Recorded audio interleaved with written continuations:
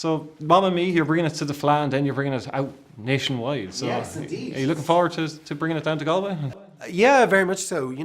That's why you make films, to introduce them to audiences. And yeah, very excited. Galway will be our Irish premiere, and then onwards and upwards. And we get a nationwide release from July 15th. So, nationwide. I mean, it's art house, I guess, but essentially we're excited about it.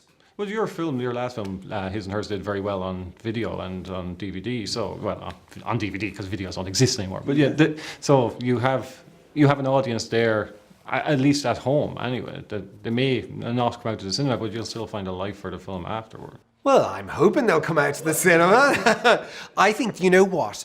This film is very much like His and Hers, as in, I think it is, look, I think it's a shared experience. I think cinema is a shared experience, and you'll always enjoy the cinema more than you will from your home entertainment kit. That's me personally, because I like to hear what someone's doing at the other end of are they laughing at the same point? Are they screaming at the same point? So I think Mamma Mia has lots of similar things that His and Hers had, and humor being one of them. And I think people will find audiences reacting to different scenes differently and so forth. And I think that helps when you're dealing with relationship issues, because you start to realize, that resonates with that person, but there's no connection with that moment, and why is it that hitting me and not hitting the others, and so on and so forth. I think so. Anyway, that's how I would read it sometimes. And some of my more interesting experiences in cinemas have been with audiences. And one of them just springs to mind was The Lobster, which I saw recently in the IFI. And afterwards, I sat between two absolute strangers. It was a packed house, sat between two strangers, and I'd never got up and had a conversation in a cinema afterwards about a film and how it had affected us or whatever, So I think that can happen. I think it can happen. No, it is. It's very nice to have that that community spirit, and that's why people need to go out to the cinemas. Yeah, which is why I like when these type of films come to the access cinemas and those where so essentially it is a community coming together to watch these types, which you had with His and Hers. Yeah, and Access is a great example of that, because I think people who go to see cinemas in places like Waterford and Athy and to these cinema clubs, they enjoy films, and they enjoy that experience of sitting there watching it with an audience. And Access do a great job, and I'm really happy that we're going to get some screenings with Access Cinema, because I think these are audiences that would not get a chance to see it otherwise. Yeah, and there are ones that have been engaging a lot recently with documentaries, which we've been doing really, really well. We've been doing really well with documentaries. I mean, the Irish filmmaking industry is thriving, obviously, with all this recent Oscar success, but also documentaries. I mean, people are just really engaging with real stories and real people. I suppose they're looking for stories now, aren't they? People are getting a little bit tired of the constant factory-produced cinema of Hollywood, and therefore if something else new, refreshing, different is offered up, it can excite people and they'll go out and see it. And I think documentary filmmaking is offering that, and filmmakers in the genre are really pushing boundaries and telling stories in different ways, in refreshing ways. They're like, Mamma Mia is much more of a creative documentary than it is a pure documentary, because, I do construct it around a radio show, and therefore there's elements that are contrived, but yet the people, I'm never putting the words in the people's mouths or anything like that. I'm creating a space for them to be honest, to tell their stories in a comfortable and unique scenario. Yeah, and one of the more interesting characters that you have in that is the radio host himself, and Joe, because he's the one whose mother you actually never meet, but who tells his own story of his relationship throughout.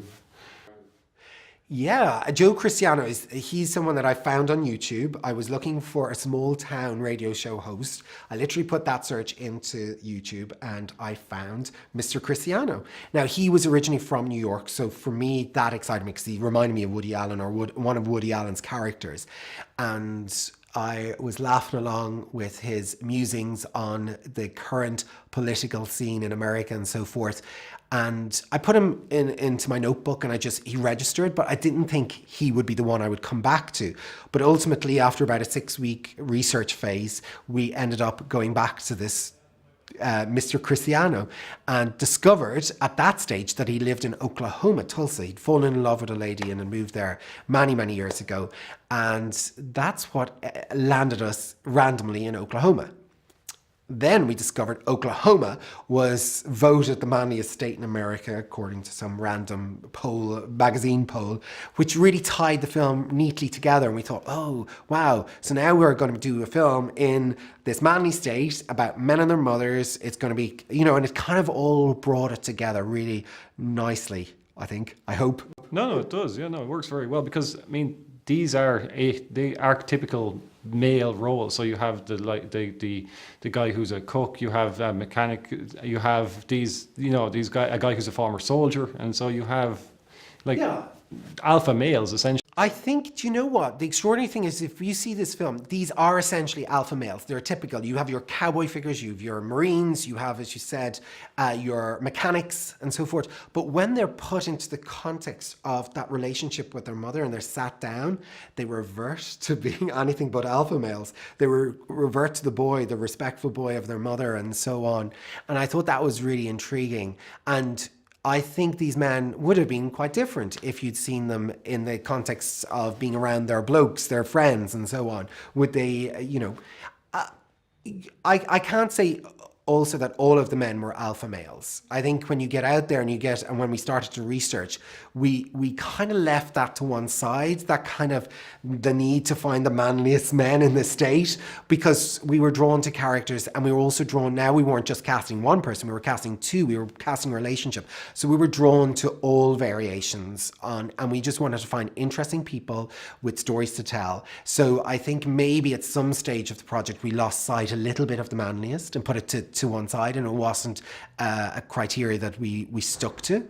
And I think the film is all the better for that, because then you get a really much more rounded experience as a viewer of things that should hopefully resonate universally through. If you watch this film in Ireland, if you watch it in the UK, you watch it in France, you're going to connect to this film, hopefully, via the characters, because they are really universal. There's someone in there that will be familiar. And you see, my particular favourite one is the guy who's getting hassled by his mother to start a family. That's a very Irish thing.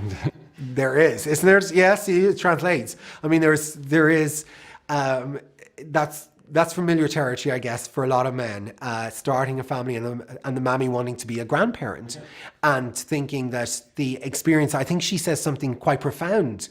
She says that the experience you have, as wonderful as it is being a grandparent, it's never exactly the same as being a parent, because there's that bond that is unique to being a mother and a son, or a mother and a daughter, but in this context, a mother and a son. So I thought that was a very profound scene in the film for me, and it's also all the more profound because that lady had early onset Alzheimer's, and that's one of the more fraught scenarios in the film, and touching, I think.